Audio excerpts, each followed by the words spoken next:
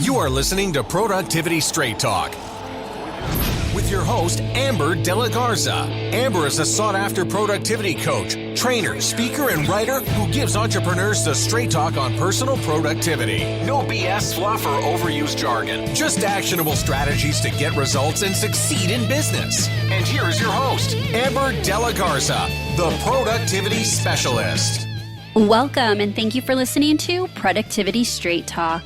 Today is episode 282, Onward to a Million, Part 1, Replay, with Vita Vygovska. If you're a business owner who wants to learn effective business strategies, improve your time management, and elevate productivity to maximize profits, reduce stress, and make time for what matters most, then you're in the right place, and I'm so glad you've joined me. I'm looking forward to bringing this episode to you because you get to meet our guest, my client and friend, Vita Vygovska. Vita is the award-winning author, speaker, business coach, and window treatment specialist. Her company, Vitalia Inc. Windows Treatment, is a comprehensive fabrication, measurement, installation, and project management service that specializes in supporting interior designers and architects. We are a one-stop shop, expert go-to resource for design and architecture firms looking for support with window treatments, upholstery, and related products. In business since 2006, Vita and her team are proud to be experts in their narrow field, providing their clients with superb quality product and excellent communication. Located in the greater Philadelphia area, Vitalia Inc. can handle any project nationwide or around the globe. Vita and I worked together for just over a year, and the interview you're about to hear was recorded 3 years ago, and that was about 6 months into our coaching relationship. Our conversation dives into Vita's entrepreneurial journey, her struggles with productivity, time management, building her team, and how she improved in those areas, grew her company, and achieved success. It also gives you an in-depth look at our coaching relationship and how we partner together to help Vita reach her goals. This episode is a replay, but it is packed with so much insight and value that I just had to reshare it. Take a listen, and if you can relate to Vita's story and think private coaching could help you achieve your business goals, go check out my one-on-one peak performance coaching program at amberdelagarza.com/coaching and schedule a discovery call. I would love to learn more about you and your business and see if we're a great fit to work together. And now let's meet our guest and get to the straight talk.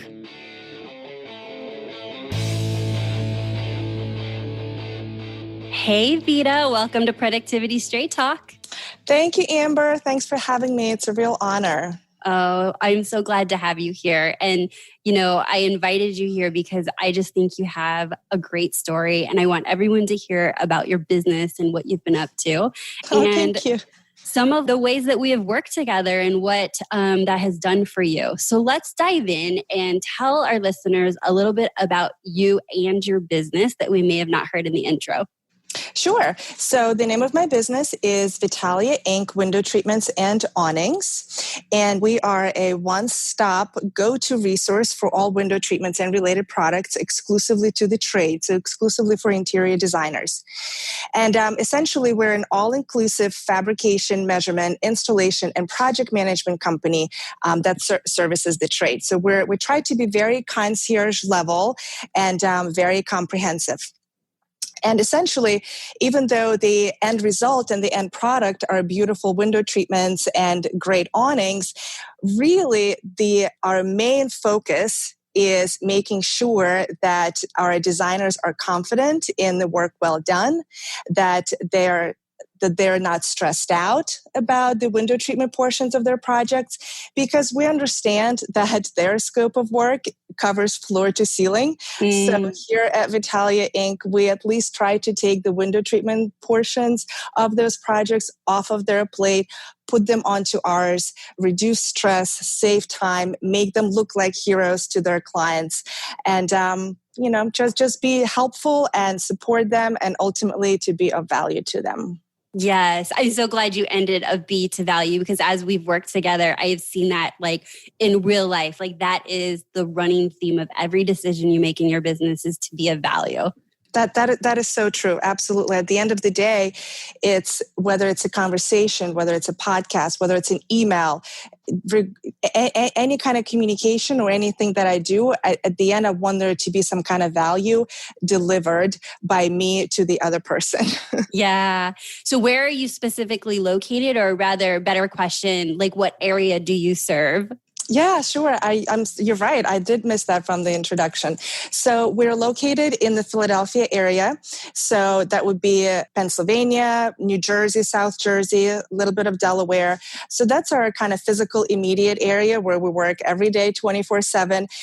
But interestingly, we are getting contacted lately by designers out of state who have projects in our area. And so they're looking for that partner in crime for that company who can be the boots on the ground and eyes on the ball and just executing their visions. So we are happy to work with any designer across country. And hey, we've done work not all over the country, but all the way up in upstate New York and all the way down in Palm Beach, Florida. So I'm always open to traveling too for the right type of project. Oh, that's awesome. Okay, well, we will be linking out to how to see your work and your beautiful work definitely in the show notes so that they can find you. I am dying to know. So what's interesting is you and I have been working together for some time. And when I put this mic on an interview, I take my coach hat off and I put my listener hat on, like if I'm driving down the street. And so my next logical question is, how did you get into window coverings? like what was that story that made you start this? And how long ago did you start your business? So thank you for that. I started my business 15 years ago. And prior to that, I was a marketing director for Lennox China. So I am a corporate dropout, that classical corporate dropout who got really tired of standing around the cooler and talking to people, or rather complaining with people about how bad things are. Mm-hmm. And I just didn't want to waste my time like that, honestly. I wanted to be more productive. Hey, productive. There it is. with my time and my talents and my efforts.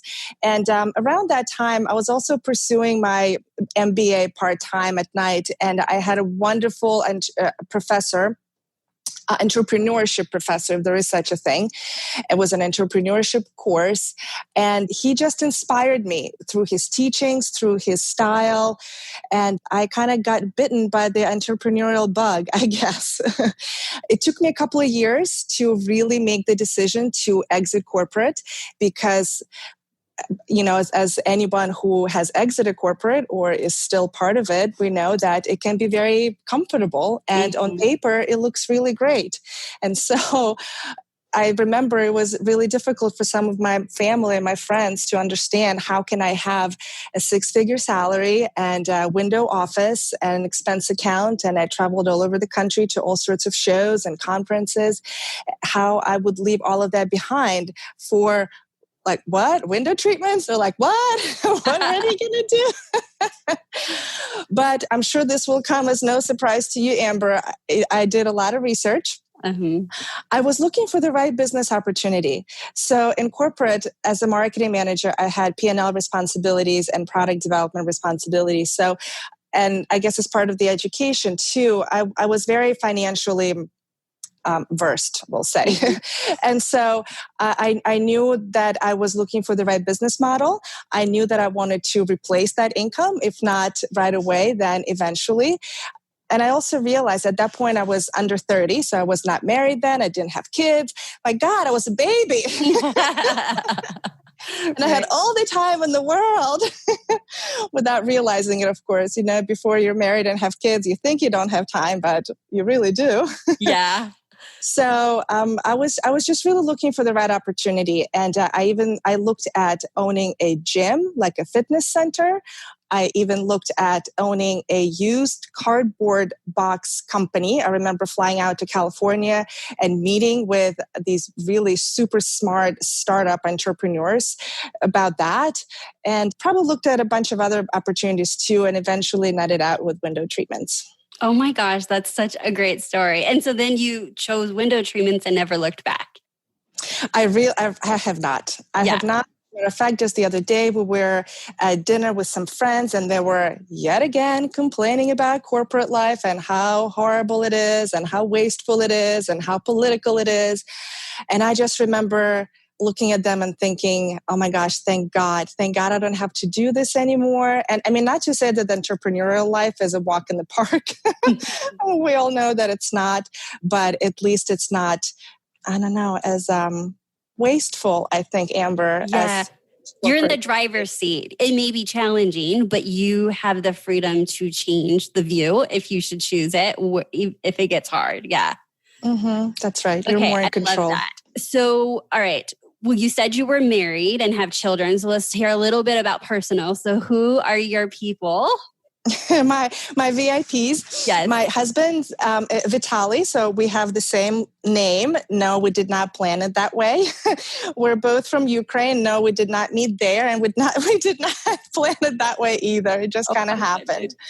And we just celebrated our 13th year wedding anniversary, and to this day, I feel like I'm married to my best friend. And awesome. Like this whole pandemic thing, I know it's so hard for some people on many different levels, but I'm just so glad that at least on this level, we could be cuddled on the couch watching Netflix any weekend, both days, and not worry about seeing anyone or going out anywhere. That's awesome. That definitely sounds like you found your people. So, and talk to us, your children. My son is almost 11. His name's Anton. And my daughter, Anna, is 7, going on 17, as most girls are, I think. Yeah. And, just family is everything, It's everything. That's what we do this for. Again, this pandemic, that kind of, I sort of keep coming back to it, but a huge silver lining is the amount of time that I'm spending with my family. And we're having lunches together. We're having dinners together. We're not running around to, all frazzled to activities. And, we're playing family games together. We're just laughing together. We're cleaning together. We're doing all sorts of chores and really loving it. Loving it. Right before we recorded this, I was having lunch with my family too. So my husband's at home, my son's at home. And I just paused, same thing, and gave gratitude to the fact that I kind of like this new normal. I like that there is more family time in the slowdown of the, pandemic. I don't even know where to call it. We're not at the beginning. We don't even know if we're in the middle or the end, but we are still in this. Yeah. Definitely. Yeah, I love that it has been the silver lining of more family time.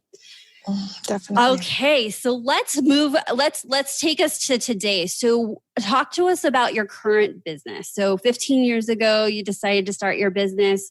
Who's on your team right now? What type of volume are you doing? Explain to us and our listeners a picture of your business currently. Sure. So 15 years ago, I started as a solopreneur, and I stayed as a solopreneur for a good 12 to 13 years. And at around that mark, I was doing about $500,000. I had subcontractors and VAs, but most of work was on me, and I was working long hours, and I was just really coming to this realization that I did not want to do a lot of these tasks anymore. That again, it was just, very similar to even 15 years ago in corporate, where for me, it's like, where is the most productive use of my time? And there were certainly, when I was the solopreneur, there were so many tasks that I knew that I could delegate out. But it was so scary, Amber, so scary. And not even on so much even the financial level, but just the responsibility of hiring a team and not being 100% sure that you will have work for them all the time, because we all know that our businesses ebb and flow, and sometimes there's seasonality, and sometimes it just ebbs and flows just the way it wants. Yeah. In hindsight, you wish that you had pulled the trigger on building your team sooner? Yes and no. I think yes, because now that I have the team and I know and feel what it's like to be supported, it feels great. And I also know that universe always provides. So as soon as you step out there and you feel like you're stepping off a cliff and you're just doing it on faith that the universe will provide this blanket and you won't just fall into the abyss. And there have been just so many times that has happened that it's like this muscle that I've developed in myself at this point. But at the same time, I feel like I had to go through the process.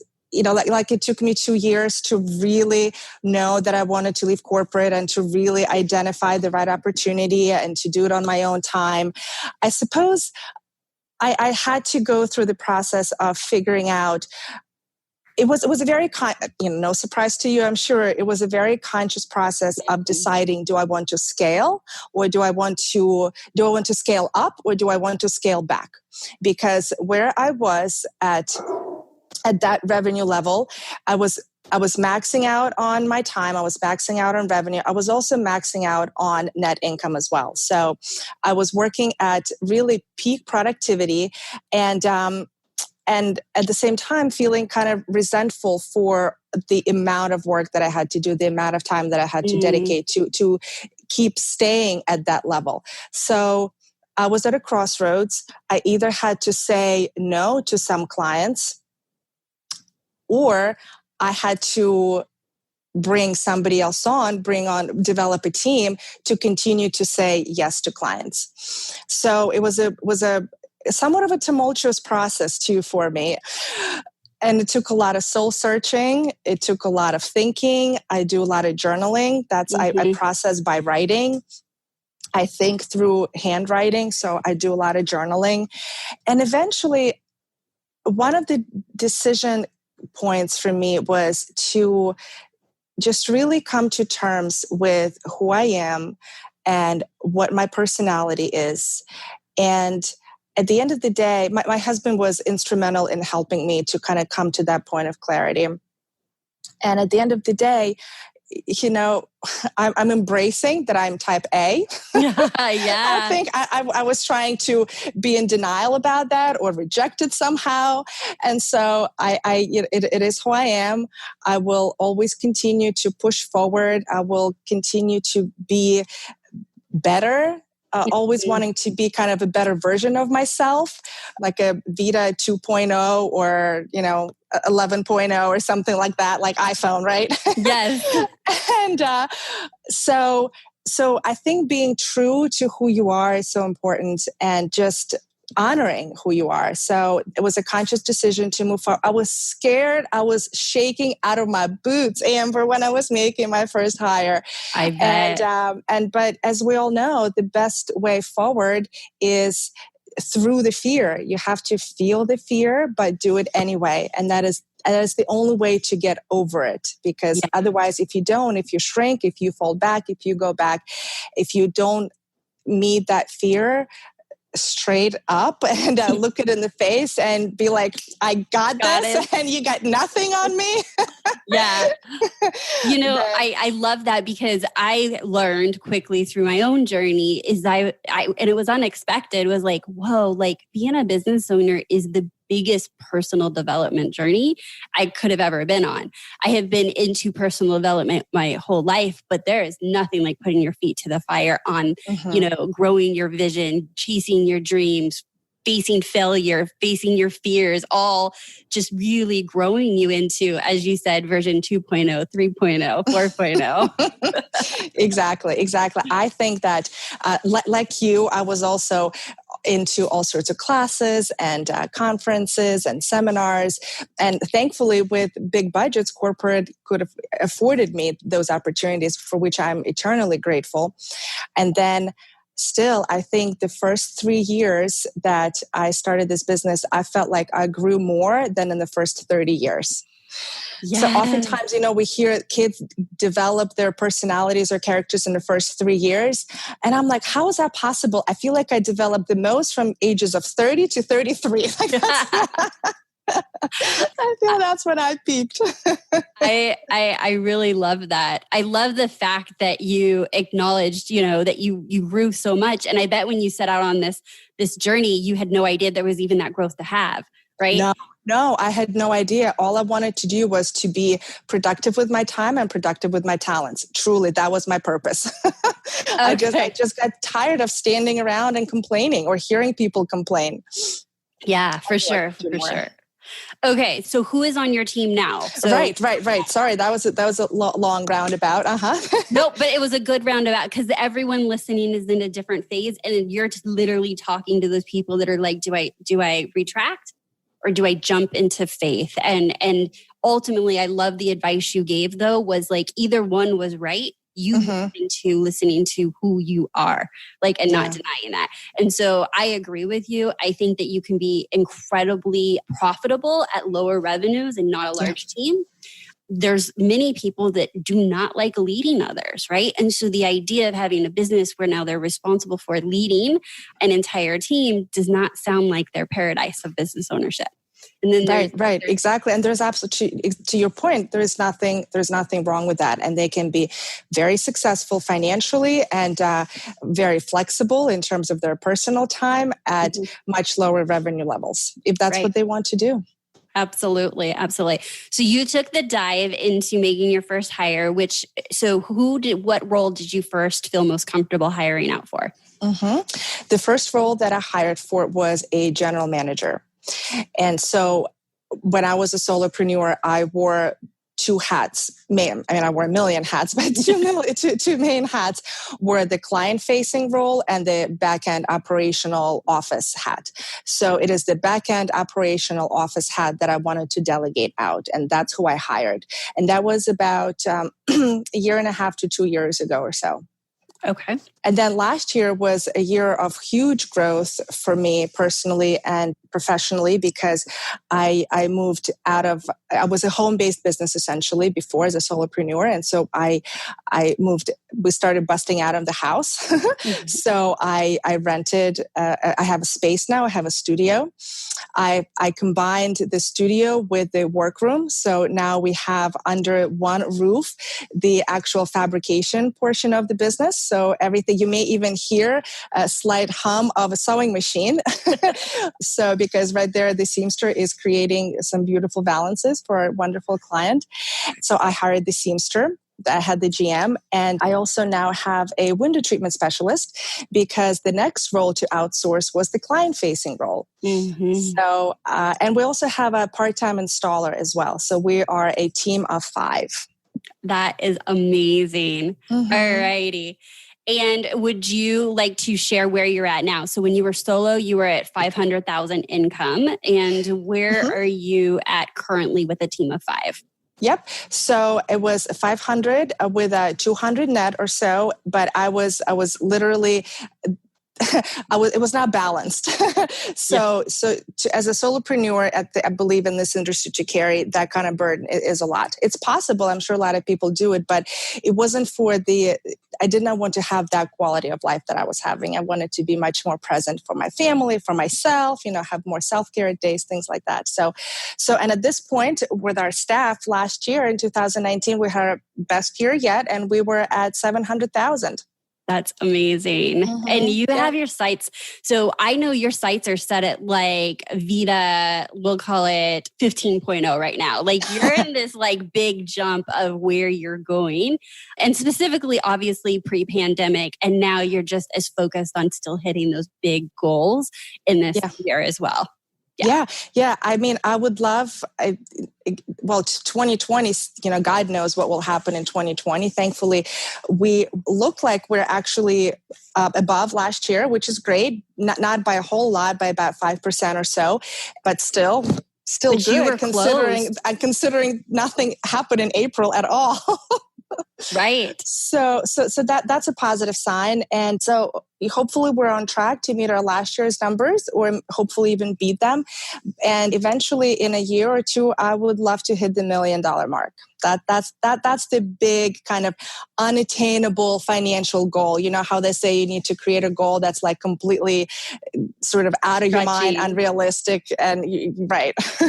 So we'll see. We'll do another podcast in 2 years. Where is she now? And we'll see if that happens. I would totally love to, because I guarantee we could probably schedule it right now for 2 years and you're going to nail it. Just from working with you, you are so goal-oriented. You are so focused on really being most productive, which is interesting because I would guess that anyone that knows you would be surprised that you hired a productivity coach. Everybody was surprised, Amber. Everybody. Are you kidding? People looked at me like, are you crazy? They're like, you're the most productive, efficient person on earth. Like, I mean, can I tell you, so many people have said before they learned this, they're like, Vita, do you have more hours in the day than we do? Like, how do you find these nooks and crannies of, getting stuff done? You seem to be churning out so much. And like you were referred to me from Luann, which is your other coach, right? So yes, Luann definitely spoke very, very highly of you. And I also heard you speak on other podcasts too. So it was a combination of leads, I'll have you know. There you go. And the reason I bring up Luann is because when she realized that we were talking about working together, she echoed the same thing. She's like, if she needs you, like, oh my gosh, like that's crazy. But the reason we're bringing this up is because you are incredibly efficient. You are really, really great at your time. But would you like to kind of share where you were at, and then we can talk about what we have worked on together through this journey of working together? Yeah. Well, so I would love to address the whole notion of, you're so good at something, why do you need a coach? And I look at it very differently. I look at it through the lens of not, are you good at it now? I look at it through the lens of how can you get better? So for me, it's always, what is that next version of yourself, and how can you get there, and who can help you get there? I often look at athletes, Olympic athletes, pro athletes. I mean, by all accounts, they're so great. They're at the top of their game. Why would they need a coach? Yet all of them do. Absolutely. You look at football teams. I mean, there's a head coach, there's an offensive coach, a defensive coach, an assistant coach, this coordinator, that coordinator, the guy upstairs, talking to the ear of the guy downstairs, all of that. So there's all these coaches working, and athletes and players working towards the same goal.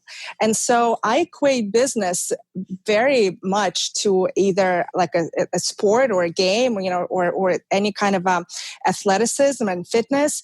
You don't stop because you've achieved a certain level of success. You don't stop because you are seemingly good or somebody else told you that you're good. As an athlete, you always try to be better. And as a business person, that's what drives me, as you know. Yeah. And plus, like we said before, running your own business is incredibly hard. I mean, just like ridiculously hard. Nobody ever tells you that. Nobody ever says that you have to wear a million hats and you have to figure out how to sell yourself, not sell yourself, but, be able to present your value and sell your proposition in 1 minute. And then the next minute you have to take out the trash. Right. So in my mind, the more help you can get, the better. And if you can have somebody who can support you, who can be your accountability partner, who can push you when you need it, who can be, sometimes not a shoulder to cry on necessarily, but, just comfort you in the way, why would you deprive yourself of that? You know? So it to me, Amber, having a coach, I've always had a coach, short of having babies and, those two short stints of not having coaches. I think it's so important. And to me, it's a non-negotiable. Yeah. Kind of like it's non-negotiable for a business owner to know their financials. It's non-negotiable for us to get up, take a shower, brush your teeth. It's non-negotiable to have an outside accountability coach who can hold your feet to the fire, who can support you and help you and nurture you and help you get to that next version of yourself.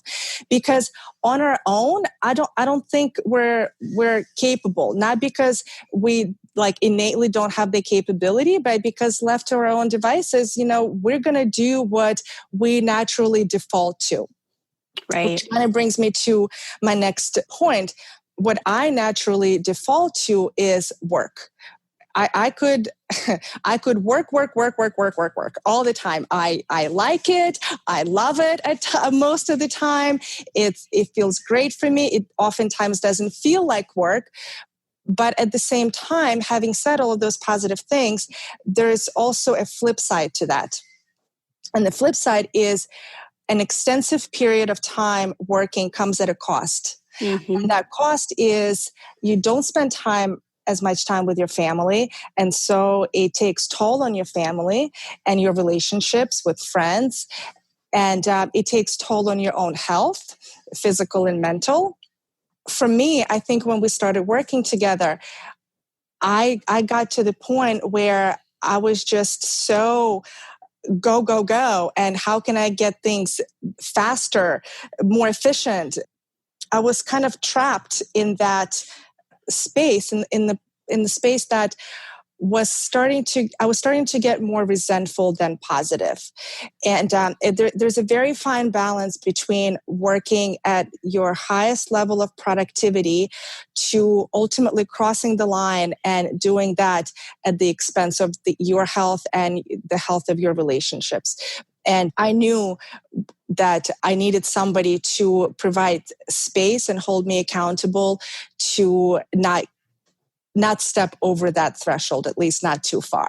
Yeah, exactly. I'm like remembering when we first started working together, it was, the questions you would ask, the things you would want to work on was like, it's kind of like, how can you squeeze the last little bit out of every minute of the day? And your questions were around, okay, is that the most efficient way? Is this the best process? Here's my things, and like laying it all out. And I remember having a conversation that was similar to like, hold on, this is not the conversation you and I should be having right now. Mm-hmm. In fact, I need you to trust me. I'm going to tell you to pull back.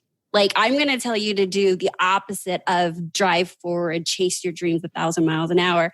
And more the work that we've been doing together is a reset, meaning asking different questions about how can you reach the $1 million mark and have personal time and go dancing and have personal health and be there with your family and Netflix for a day. Like, is that possible? And then once we had those conversations, restructuring what your day-to-day looked like so that the journey is so much more enjoyable, because there's no doubt you're going to hit those big goals.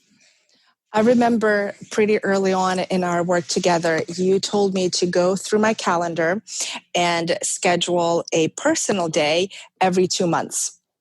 And I said, okay, because that's what I do. I'm a good student. I'm told what to do. And I said, okay, I will go do it.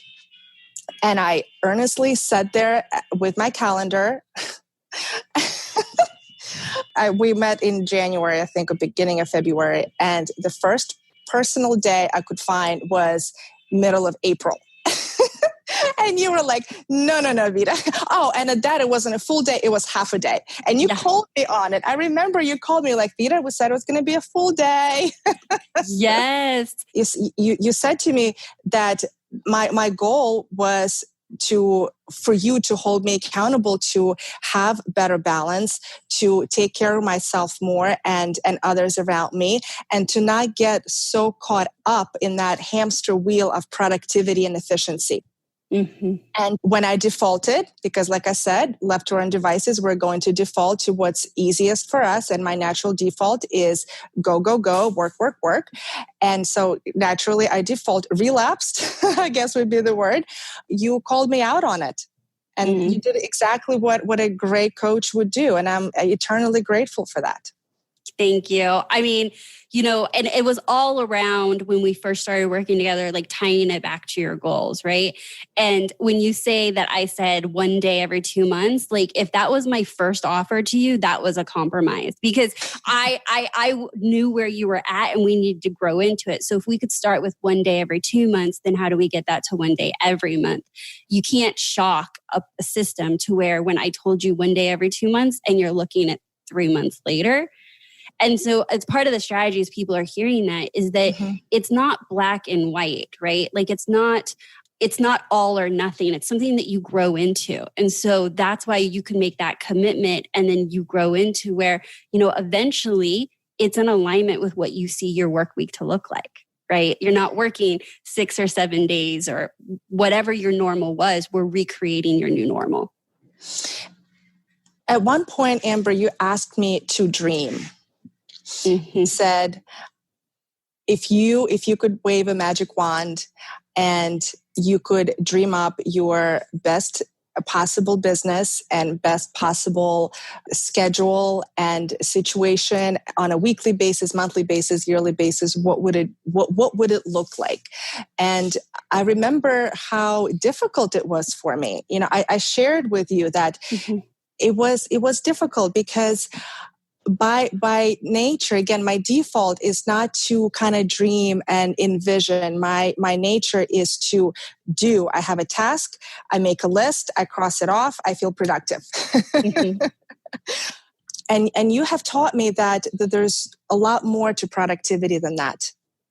You have taught me that mindset is such a huge part of any CEO who still wants to be productive, but at the same time have that work-life balance and be a contributor to the industry, to the society, and to their own personal life and family life. You taught me that it's just a lot more than checking things off and crossing things off. I have to say that there were a few sessions where you gave me very specific language to use because I said to you, Amber, I don't know how to feel this way. I would say, I feel unproductive when I do this. I don't feel right. And as I asked you, what do I do? Because I'm a doer, right? I said, what do I do to be? What do I do to feel differently? So you gave me very specific language to use because you said that if I start saying those things to myself, I will start thinking those thoughts, and then the thoughts will ultimately change my feelings.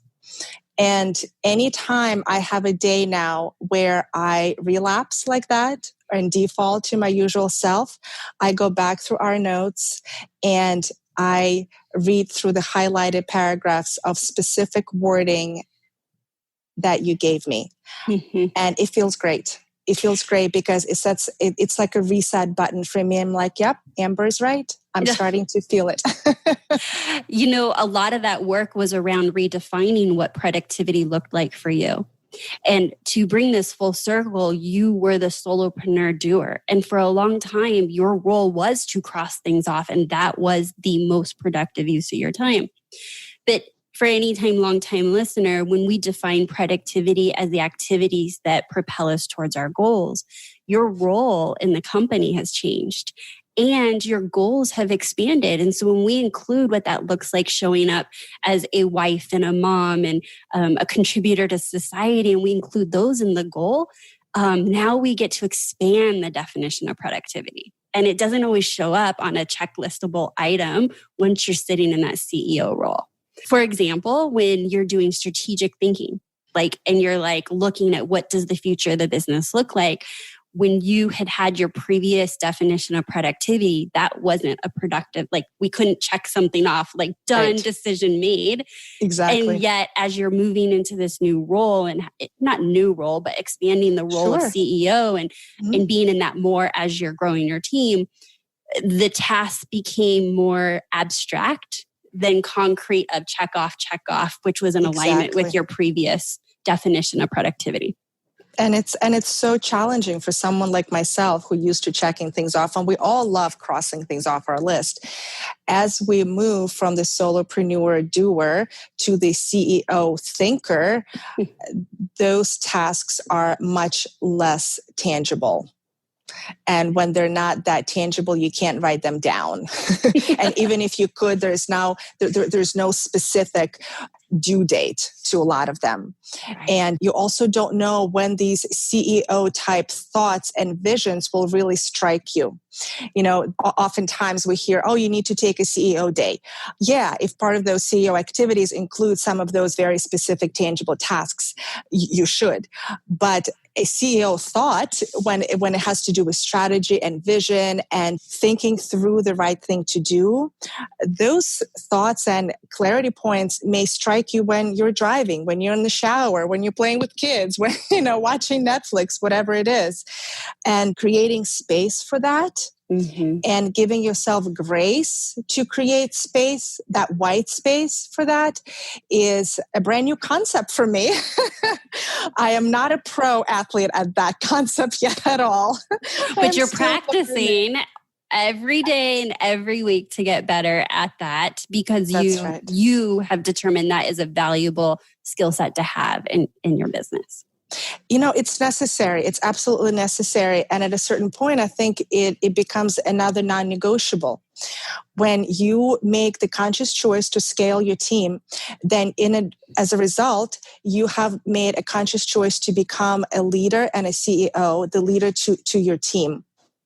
As a leader, you have to be available to them on a daily basis and be able to answer tactical questions.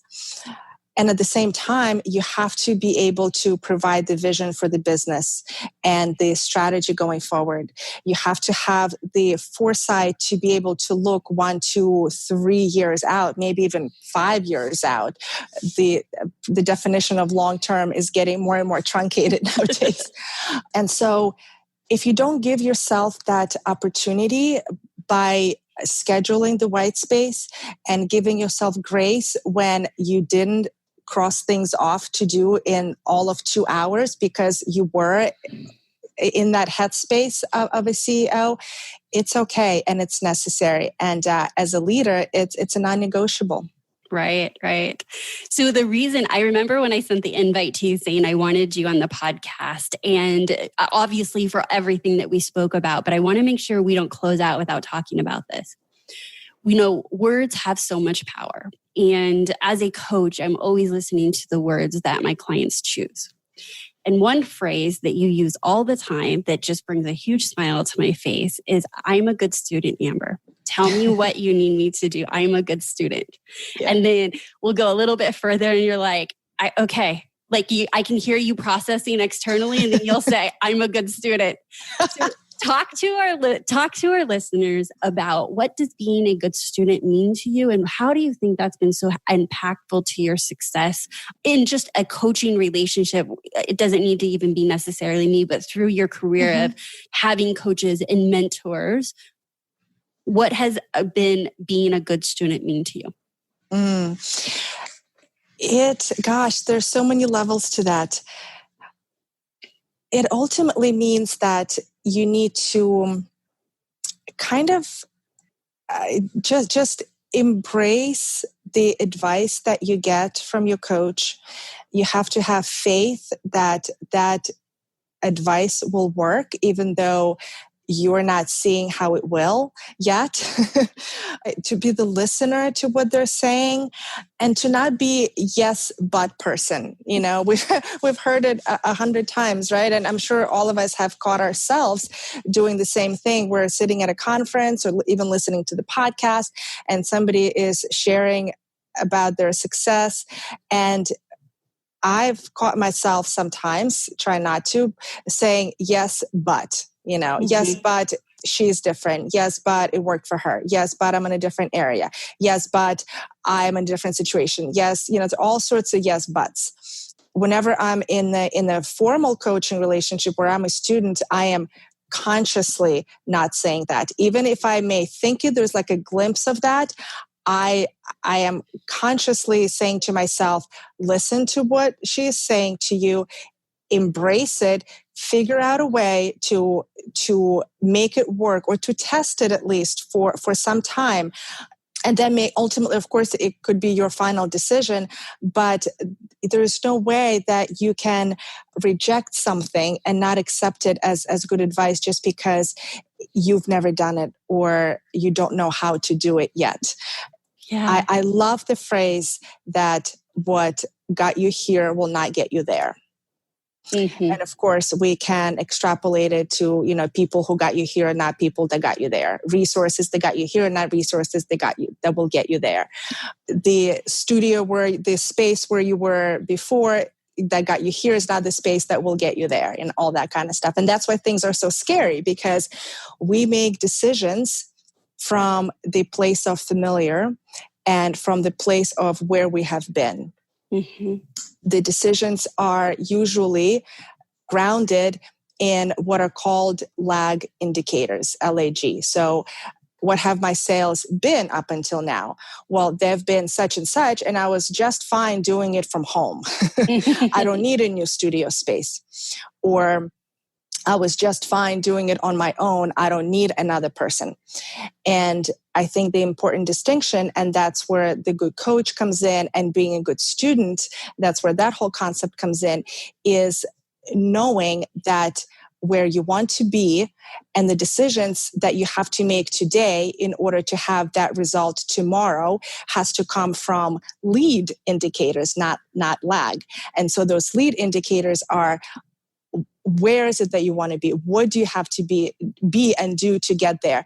And again, left to our own devices, it's very difficult for us to see that, to understand that, to know that.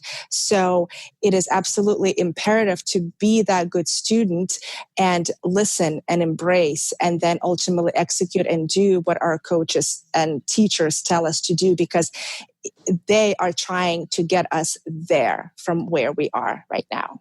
Yeah, that's so well said. And as you were saying that, to kind of sum up what I heard is like, you're opening, you're receiving, right? Like, so in the moment when you can feel like, oh, I've never done that before, or maybe I tried that and it didn't succeed, or whatever goes in our head when our coach gives us advice or strategy, is that when you're saying I'm a good student, it's like, even my body language is opening up right now. It's like, I'm receiving that.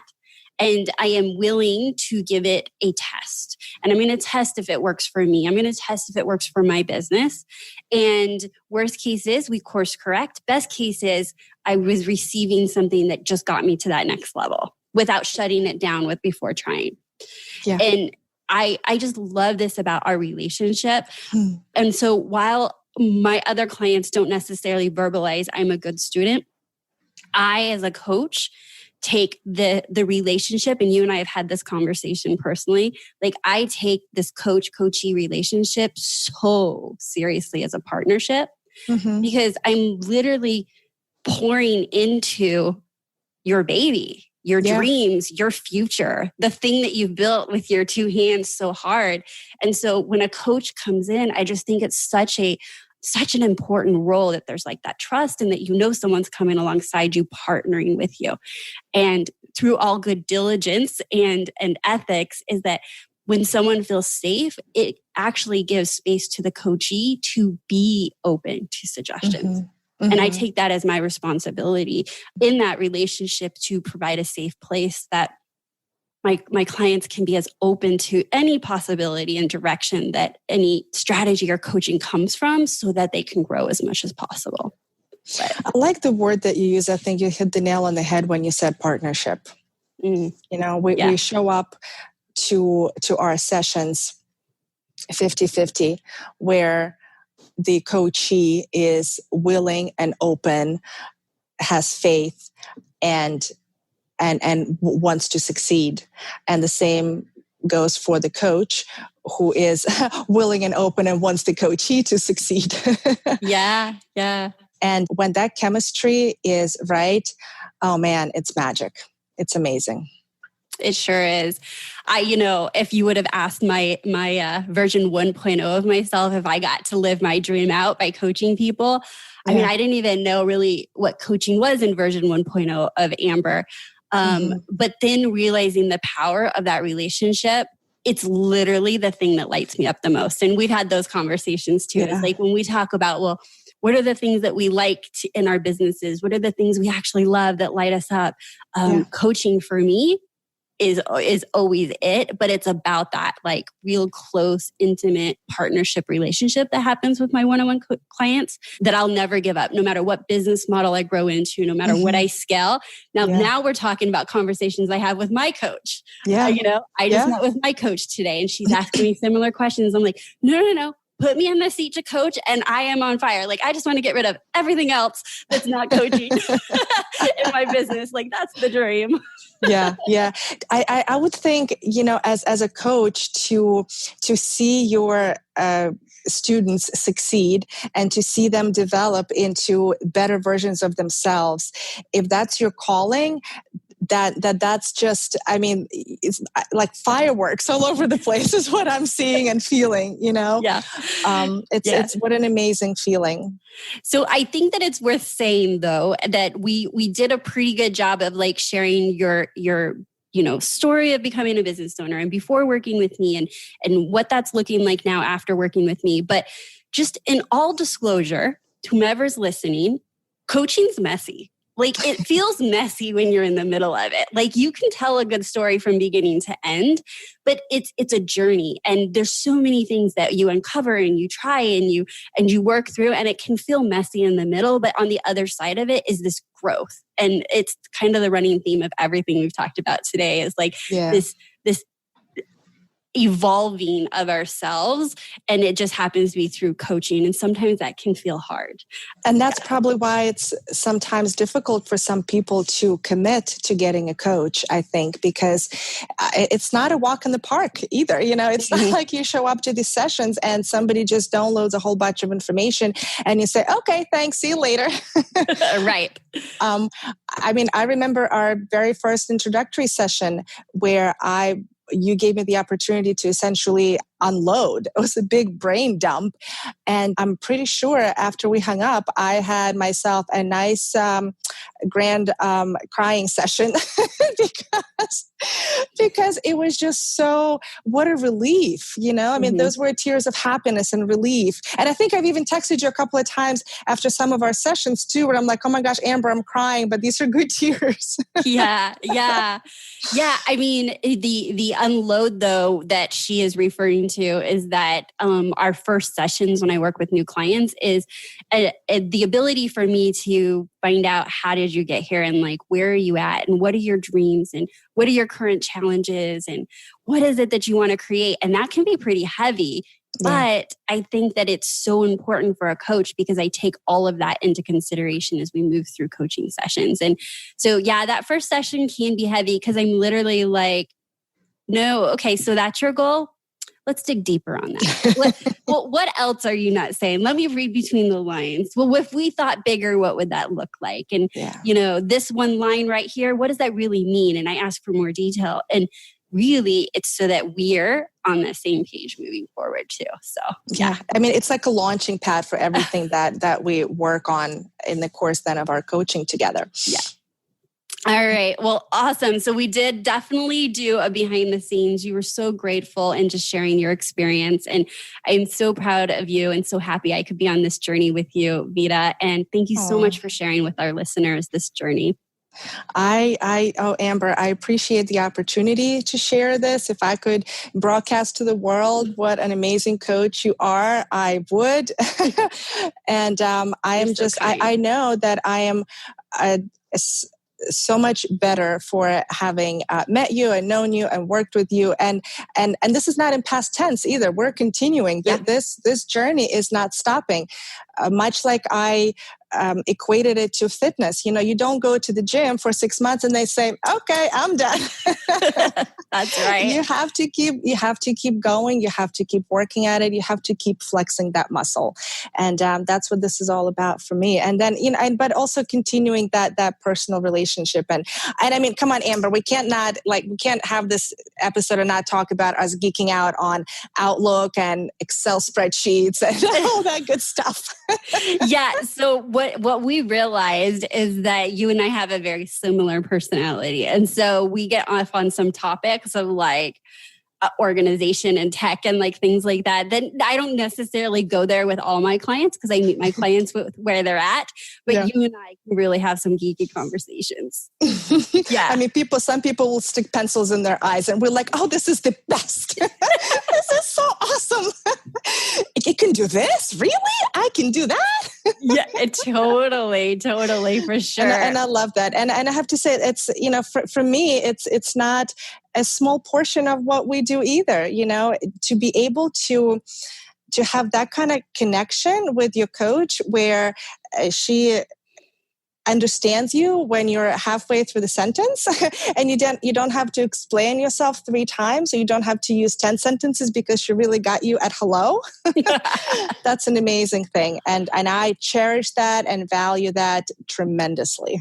Oh my gosh, I'm over here blushing. Like no one can see the video. I'm blushing behind the mic. Thank you so much for being on Productivity Straight Talk. And we will seriously be having a recap where she's at because that was a great idea. And I cannot wait to share the journey. And my guess is based on your personality, as soon as you can see in sight that big $1 million, you're going to be on to the next big goal, which is awesome because that's just how you're programmed. You're going to be... No, go ahead. As you're saying that, I'm like, oh my gosh, I'm pretty sure that was the very first time I actually publicly vocalized the goal. Oh my God, it's scary. Oh my God. Wow. I mean, I've told you that. I think I've told Luann that. I've told my husband, but I don't think I've ever publicly announced it. Oh my goodness. Well, now I really have to do it. I don't have a choice. And there lies the magic of external accountability. There it is. All right, Vita, thank you so much for being here. Thank you so much, Amber, for the opportunity. It's been a pleasure and an honor.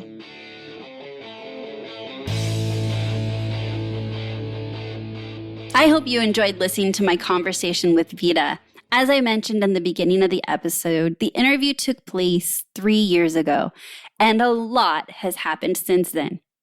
Wondering what incredible things Vita is up to these days and how all those strategic changes we made years ago panned out? Then tune in to next week's episode, which I sit down for an update interview with Vita to discuss where she is in her business today, what tragedy her business and team has experienced, how she made it to the other side, and if she met her goal of reaching $1 million in revenue. I have loved having you listen to this episode of Productivity Straight Talk, but I need to be straight with you. No change, no change. Without taking action, nothing will change for you or your business. So based on today's behind the scenes look at my coaching relationship with Vita, did that cross your mind that you may also like the support of a business coach that can specialize in helping you with productivity, time management, business systems, team building, leadership, strategic decision making, or mindset? Well, one small action you can take in the right direction to do that is do what Vita did and explore getting support by scheduling a discovery call. And the best way to do that is by heading on over to amberdelagarza.com/call. Again, that's amberdelagarza.com/call, and schedule that call 2 days so that we can talk about you, get to know each other, and see if working together is the right next best step for you. And as we close out today, if this is your first time listening to Productivity Straight Talk, welcome and be sure to subscribe. And if you've enjoyed today's episode, be sure to share it with a friend who you think would find it valuable. So that's my Straight Talk for today. Until next time, have a productive week.